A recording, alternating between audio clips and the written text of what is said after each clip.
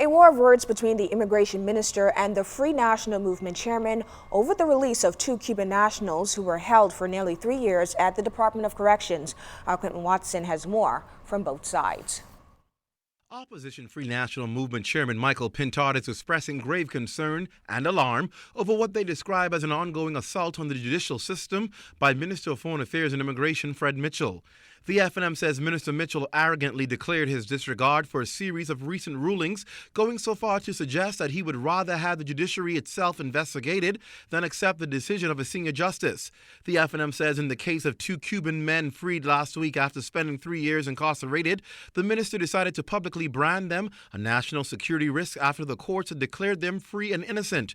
The opposition questions if evidence backed the allegations and why was it not presented before the courts. And if the Cubans are guilty of an offense, why were they not officially charged?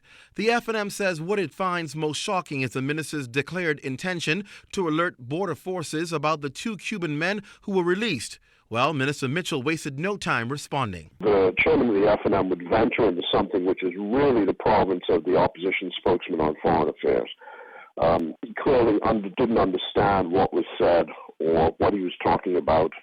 And where you have an opposition spokesman, that spokesman is usually briefed by me from time to time on matters which would be of national concern.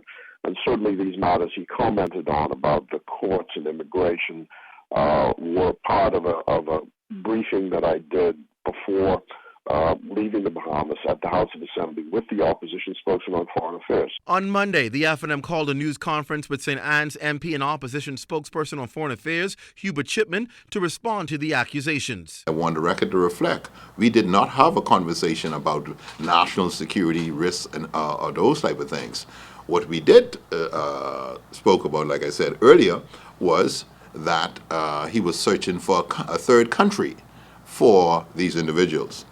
In my humble opinion, yes, me and Mr. Mitchell have dialogue in the past, but under these circumstances with the two Cuban immigrants, no, we didn't have that discussion. I was informed as to what was going on.